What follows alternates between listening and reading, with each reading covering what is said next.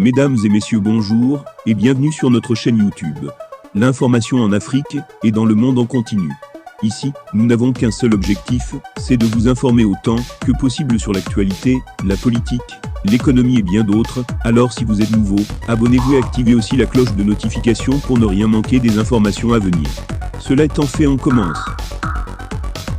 Eh bien les amis, l'ancien président de la transition burkinabèse, le sergent-colonel Paul-Henri Damiba Sandaogo, que cet enfant prononcé, semblerait qu'un retour sur sa tête triomphale soit possible. Nous ne le savons pas. Mais ce dernier a fait comprendre que ses conditions de vie à Lomé étaient plutôt agréables. Renversé lors du dernier putsch mené par le jeune capitaine Ibrahim Traoré, 34 ans, l'ex-président de la transition au Burkina Faso est en exil à Lomé depuis octobre 2022. Dans la capitale togolaise, il est logé dans une résidence d'État située dans le quartier UP et sécurité de la cité OUA.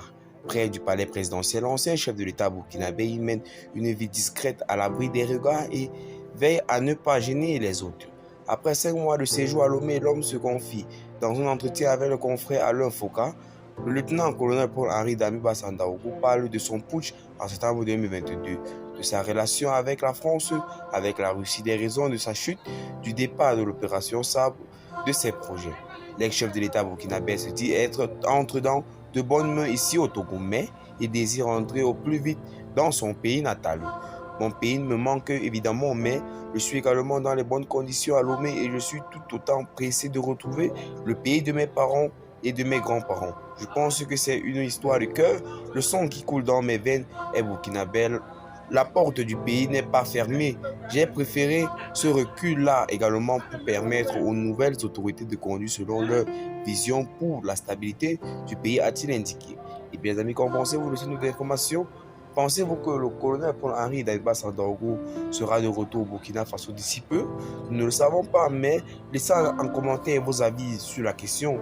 Si ce dernier rentrera dans le pays bientôt ou alors son séjour sera prolongé du côté de Lomé au Togo.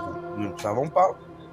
Partagez dans la vidéo vos avis si vous l'avez trouvé notamment intéressante et à plus pour nous donner des informations. Bye bye. Néanmoins, il conviendrait de noter que l'ex-chef de l'État du Burkina Faso, son excellence Blaise Compaoré, qui était plutôt exilé du côté de la Côte d'Ivoire, a eu à faire des allers-retours entre le Burkina Faso et la Côte d'Ivoire. Donc cela est donc possible pour connaître Paul-Henri Damiba Sandaogo de retourner dans son pays natal, le pays de ses papas, de ses mamans et de ses grands-parents. Bye bye.